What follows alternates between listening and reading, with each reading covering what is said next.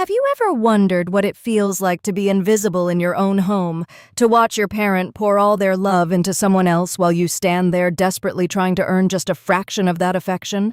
I am Sarah, a 30-year-old woman living in Phoenix, Arizona, and this is the story of how my father chose my cousin over me, funded her entire future while watching mine crumble, and how karma eventually came full circle in ways none of us could have predicted.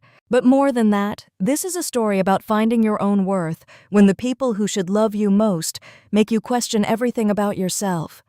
The day my mother died, everything in our house stopped moving forward except for time itself. I was barely 3 years old when cancer took her, but my father never recovered from that loss. Our house became a shrine to her memory, every room preserved exactly as she left it, her coffee cup still sitting on the kitchen counter where she'd placed it that final morning before going to the hospital. Her reading glasses remained folded on her bedside table, her favorite lavender perfume still sat on the vanity, and her books lined the shelves with little bookmarks still tucked between the pages she would never finish reading. Living in that house was like existing inside a beautiful, heartbreaking museum where I was both the unwelcome visitor and the exhibit that reminded everyone of what was lost. My father, David, worked as a construction foreman in Phoenix, a man who built things with his hands but never learned how to build emotional bridges. After my mother's death, he became emotionally unavailable in ways that shaped every interaction we had. He provided the basics, ensuring I had food, clothes, and got to school on time, but there was a coldness between us that I felt even as a small child. He would look at me sometimes with this expression I couldn't understand then but recognize now as grief, mixed with something that might have been resentment. It was as if my very existence reminded him of everything he had lost, and instead of seeing me as a part of my mother that lived on, I became a painful reminder of the life they were supposed to have together. When I was 8 years old, everything changed in a way that would define the rest of my childhood. My uncle Marcus, my father's younger brother, was killed in a construction accident on a job site in Tucson. He left behind his daughter Emma, who was just 7 at the time. Emma's mother had left when Emma was only 2, unable to handle the responsibility of raising a child, so when Uncle Marcus died, Emma had no one else. Without hesitation, my father stepped in to become her guardian, and suddenly our quiet house had another child in it, another heartbeat echoing through those hallways that had been so carefully preserved as a memorial to my mother. At first, I was thrilled to have another kid around. I imagined we would become like sisters, sharing secrets and having the kind of relationship I had dreamed about when I watched other families interact. I pictured us doing homework together, braiding each other's hair, and maybe even helping to bring some life back into our somber home. But it didn't take long for me to realize that Emma's arrival hadn't just added another family member to our house, it had fundamentally shifted the entire dynamic in ways that left me feeling more isolated than ever before. Emma was everything I wasn't, and my father noticed immediately. Where I was quiet and bookish, she was outgoing and athletic. Where I preferred reading in my room, she was outside throwing footballs and climbing trees. Where I struggled to express myself, she had this natural charm that seemed to light up every room she entered. It was as if she carried sunshine with her, and my father, who had been living an emotional winter for so long, was drawn to her warmth like a plant that had finally found direct sunlight after years of surviving in shadow. The comparisons started almost immediately, though they were subtle at first. "Emma, show Sarah how you cleaned your room," or "maybe you should try being more like Emma," became regular phrases in our house. When Emma joined the softball team and started bringing home trophies, my father would display them proudly on the mantel next to my mother's photographs. When I brought home academic awards or art projects I was proud of, they seemed to disappear into drawers or get stuck on the refrigerator behind grocery lists and utility bills. It became clear that, in my father's eyes, Emma represented the future he wanted to invest in, while I remained a painful reminder of a past he couldn't bear to fully embrace. School became my refuge, the one place where I could excel without constant comparison to Emma. I threw myself into my studies with the kind of determination that only comes from having something to prove. I won spelling bees, science fairs, and writing contests, always rushing home with my awards, hoping that this time, this achievement would finally make my father see me the way he saw Emma. But each victory was met with distracted nods or comments about how Emma was doing important things too, like leading her team to state championships or being voted class president. Nothing I accomplished seemed to carry the same weight as Emma's achievements, even though we were excelling in completely different areas. The most painful moment came when I was 14 and had just won a regional essay contest about overcoming adversity. My English teacher, Mrs. Rodriguez, called my father to tell him that my essay would be published in a national magazine and that several colleges had already expressed interest in me despite my young age. I sat at the kitchen table doing homework while my father took the call, and I watched his face remain completely neutral as Mrs. Rodriguez explained what an exceptional accomplishment this was. When he hung up, he turned to Emma, who was eating an apple at the counter, and started asking her about her upcoming basketball game. The call about my achievement might as well have been from a telemarketer trying to sell him something he didn't need.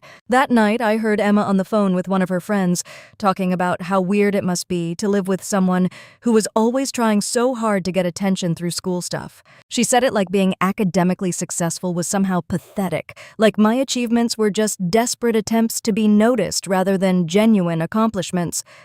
The worst part was that she wasn't entirely wrong. I was desperate to be noticed, to be valued, to matter in my own home. But hearing it said out loud, spoken with such casual dismissal by the person who seemed to effortlessly receive all the attention I craved, felt like having my heart torn apart by someone who didn't even realize they were holding it. High school brought new challenges as Emma and I ended up at the same school, just one grade apart. Everyone knew we were cousins, and the comparisons that had been confined to our home now followed us into every classroom, every hallway, every social gathering. Teachers would smile and say things like, "Oh, you're Emma's cousin, she's such a delight," as if my identity was solely defined by my relationship to someone else. Classmates would ask why I wasn't more outgoing like Emma, or wonder why I spent lunch periods in the library instead of at basketball games cheering for my cousin like a proper family member should. The worst part was watching how naturally Emma navigated everything that I found so difficult. She had friends calling constantly, boys asking her to dances, teachers and coaches fighting over her attention. She seemed to float through high school on a cloud of popularity and success, while I worked twice as hard for half the recognition. My grades were consistently higher than hers. I was involved in academic clubs and volunteer work, and I had started writing articles for the local newspaper. But none of that seemed to matter when placed next to her natural charisma and athletic abilities. At home, my father's favoritism became even more pronounced as we got older. Emma's bedroom was right next to mine, and I could hear him stopping by her room every night to say goodnight, to ask about her day, to make jokes that would make her laugh. My room might as well have been in another state for all the attention it received. If I tried to engage him in conversation about school, my writing, or my plans for the future, he would listen with the kind of polite but distant attention you might give to a neighbor discussing their garden. But when Emma talked about her games, her friends, or her dreams of playing college basketball, he hung on every word like she was sharing the secrets of the universe.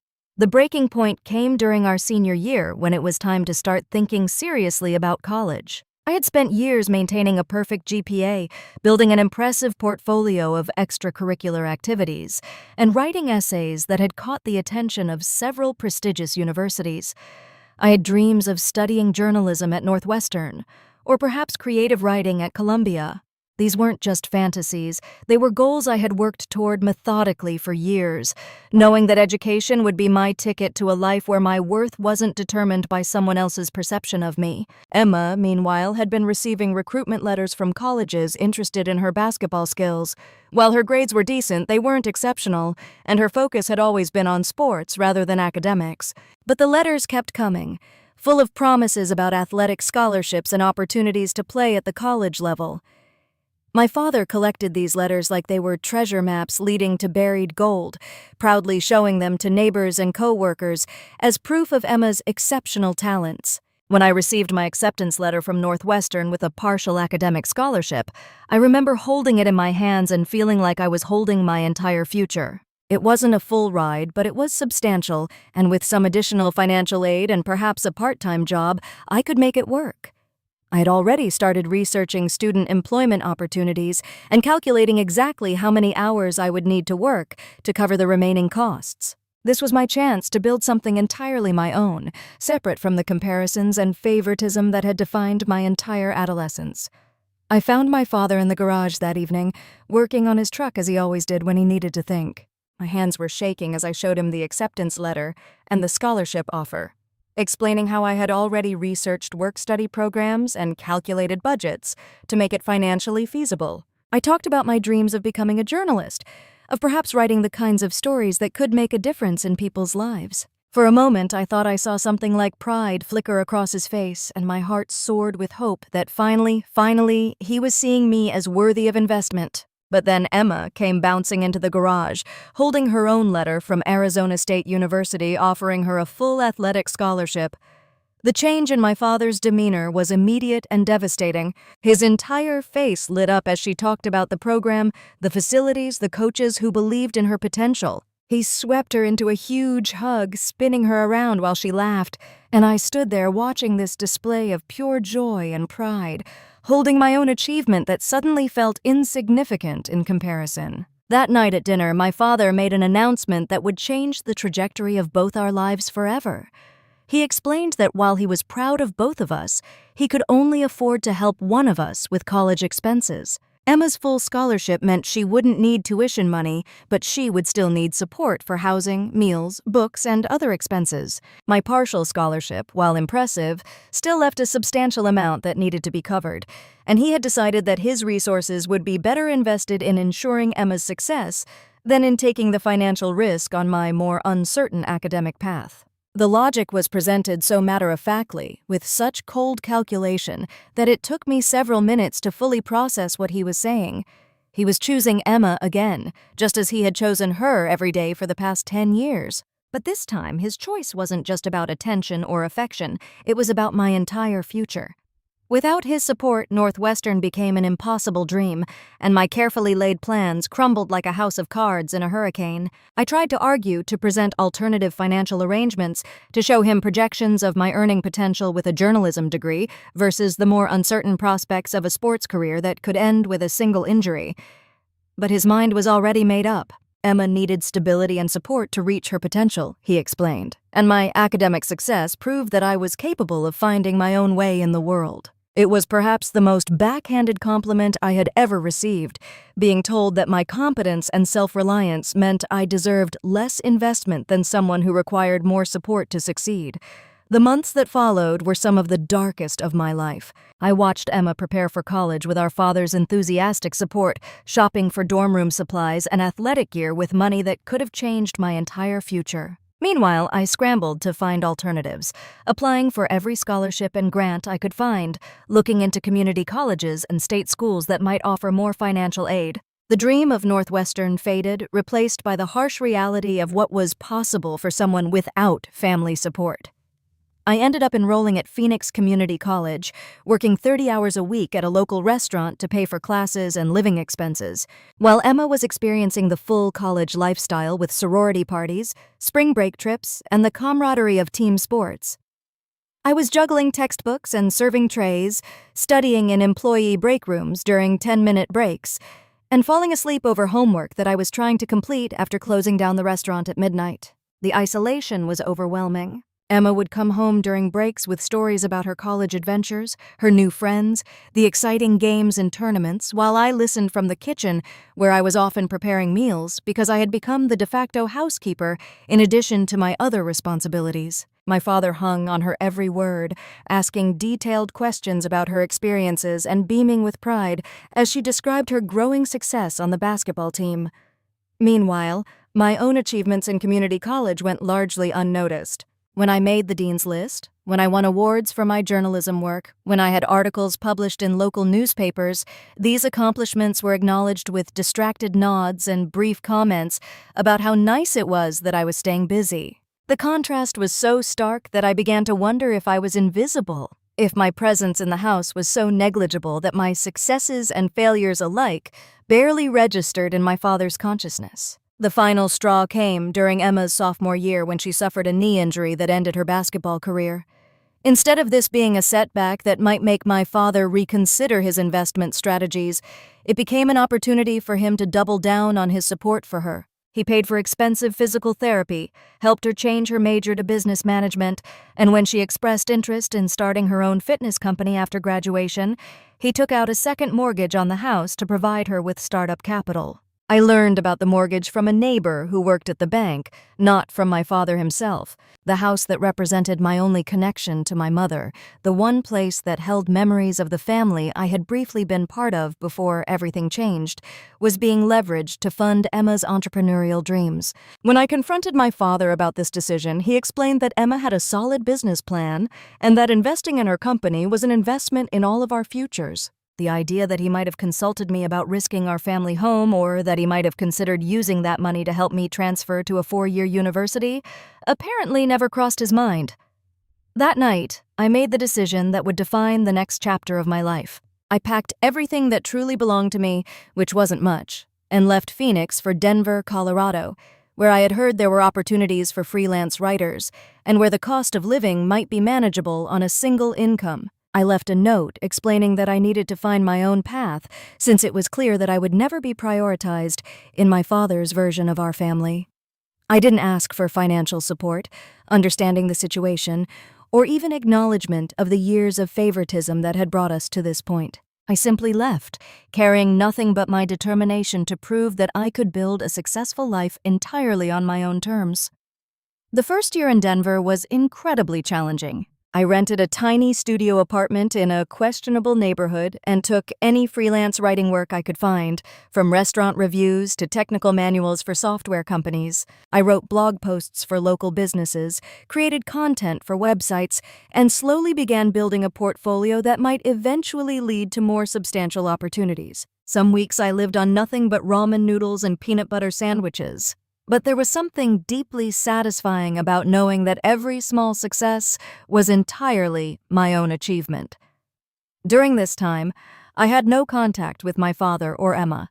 I didn't block them on social media, but I stopped checking their updates because seeing Emma's continued success and my father's proud comments was too painful.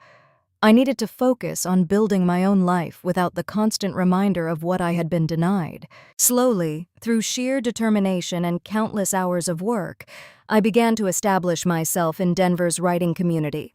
I landed a part-time position with a local magazine, began writing longer investigative pieces, and eventually caught the attention of editors at larger publications. 3 years after leaving Phoenix, I received a call that would test everything I had learned about self-worth and family loyalty.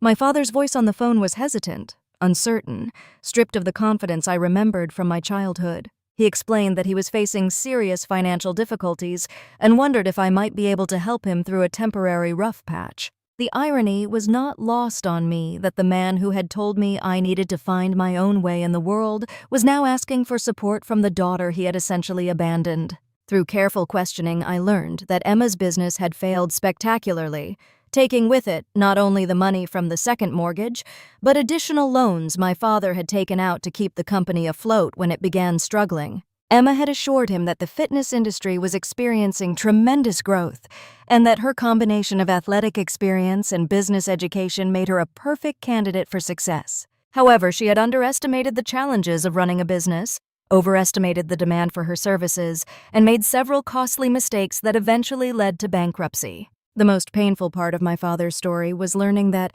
when the business failed and the debts mounted, Emma had disappeared. She had moved. She had left. This was the goal. I felt saddened when my my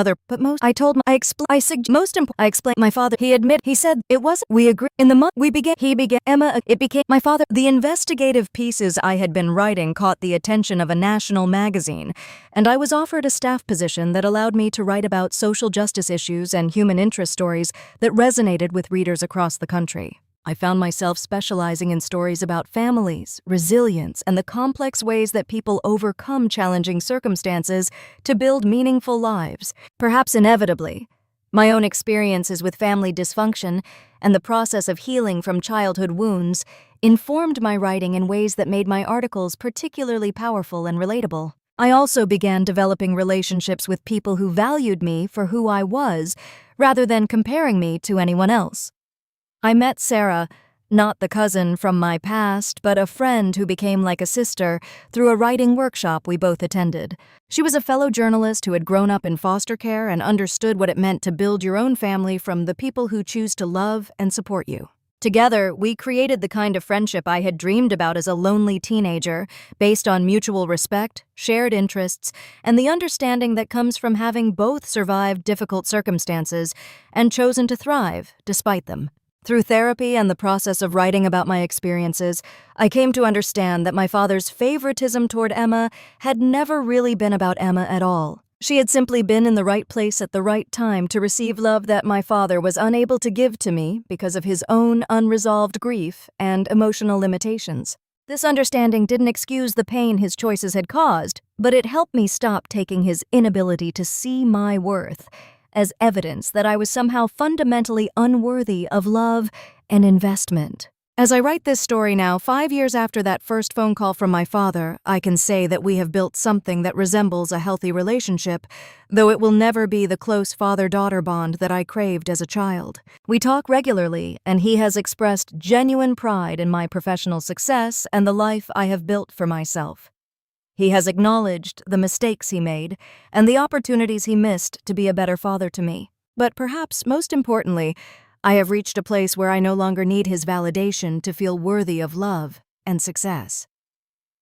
The lessons I learned from growing up in Emma's shadow ultimately became the foundation for everything meaningful I have accomplished as an adult. Learning to rely on myself taught me resilience that has served me well in a career that requires persistence and creativity in the face of rejection and criticism.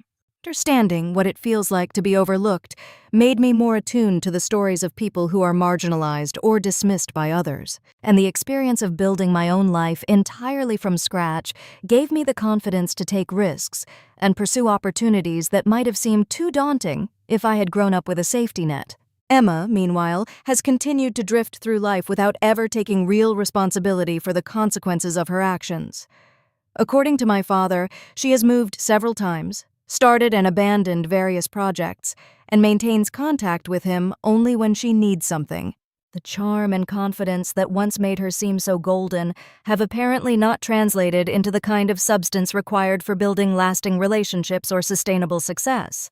While I don't take pleasure in her struggles, I do find a certain peace in knowing that character and integrity ultimately matter more than surface appeal or natural charisma. Looking back, I can see that my father's choice to invest in Emma rather than in me was based on the assumption that external qualities like athletic ability and social ease were better predictors of future success than internal qualities like determination, empathy, and the ability to learn from failure. It was a fundamental misunderstanding of what really matters in building a meaningful life, and while his mistake cost me opportunities that I will never get back, it also forced me to develop strengths I might never have discovered if success had come easily. The story I want to leave you with is not one of bitterness or revenge, though there were certainly times when those emotions felt justified and even necessary for my survival. Instead, it's a story about the possibility of healing, both from family wounds and from our own misconceptions about where our worth comes from. It's about the realization that being overlooked by people who should have known better is not a reflection of your value, but rather a reflection of their limitations. And it's about the incredible sense of freedom that comes from building a life based on your own values and dreams, rather than on someone else's approval. If you're listening to this and recognizing elements of your own story in mine, I want you to know that the pain you're feeling is real and valid, but it doesn't have to define the rest of your life. The people who should have invested in you but chose not to made a mistake that says everything about them and nothing about your worth. The dreams they didn't support can still be pursued, perhaps in different forms or through different paths than you originally imagined, but they are not lost forever unless you choose to abandon them. Most importantly, the love and validation you didn't receive from your family of origin can be found in the family you choose to create for yourself, whether that's through friendship, romantic partnership, mentorship, or community involvement. The people who truly see you and value you for who you are, rather than comparing you to someone else or withholding affection until you meet their impossible standards, those are the relationships that will sustain you and help you become the person you were always meant to be. Sometimes the greatest gift difficult family experiences can give us is the motivation to break cycles of favoritism neglect, or emotional unavailability in our own lives. We can choose to be the adults who notice and encourage the overlooked children in our communities. We can choose to offer support and investment to people based on their potential and character, rather than on superficial qualities that may not translate into real strength or integrity. And we can choose to build our own lives with the kind of intention and authenticity that comes from truly understanding what matters and what doesn't. My father recently told me that he has started volunteering as a mentor for young people who are aging out of the foster care system, helping them develop practical skills for independent living and providing the kind of steady support and encouragement he wishes he had given me during my transition to adulthood. While this doesn't undo the mistakes of the past, it gives me hope that people can learn and grow and choose to do better, even when it takes them far too long to recognize the damage their earlier choices have caused. Emma, as far as I know, has not engaged in similar reflection about her role in our family dynamics or the impact of her choices on others. But that's her journey to navigate, and I have learned that I cannot control or fix other people's growth or lack thereof.